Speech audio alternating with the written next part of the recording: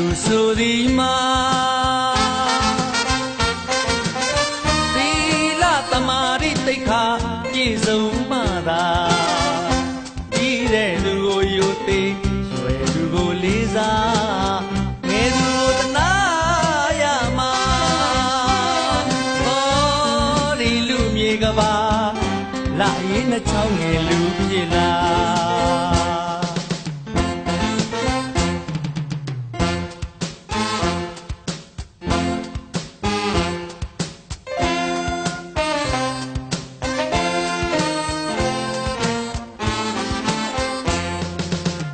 လူဆိုသည်မှာသီလသမာဓိသိက္ခာပြည့်စုံမှသာကြီးတဲ့လူကိုယုံသေးရွယ်လူကိုလေးစားငယ်သူကိုသနာရမှာဟောဒီလူမြေကဘာလာရင်နှချောင်းငယ်လူဖြစ်လာ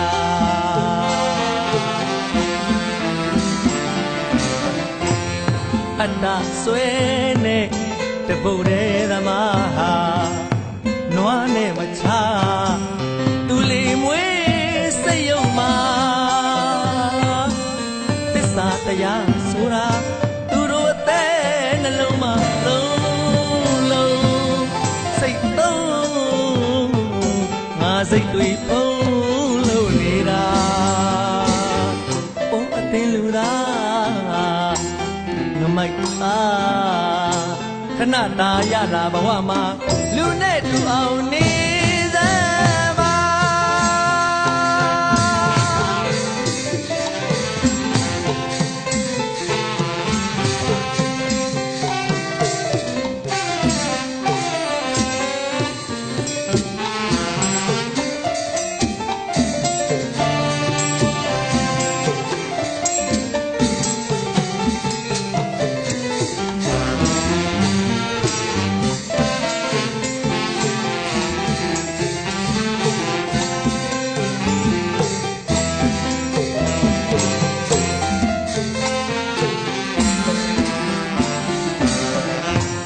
အတ္တဆွဲ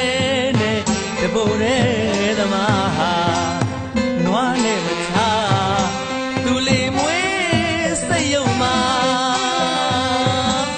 သစ္စာတရားဆိုတာသူတို့အသက်နှလုံးမှာလုံးလုံးစိတ်သုံး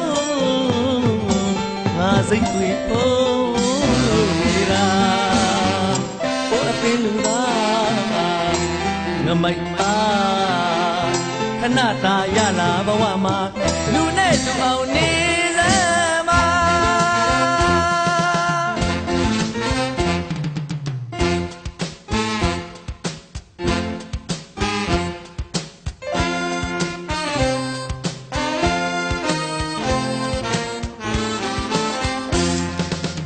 လူဆိုသည်မှာသမာဓိသိက္ခာပြည့်စုံမှသာကြီးတဲ့လူကိုယုံသေးရွယ်လူကိုလေးစားငယ်သူကိုသနာရမှာဟောဒီလူမြေကဘာလာရင်နှချောင်းငယ်လူဖြစ်လာ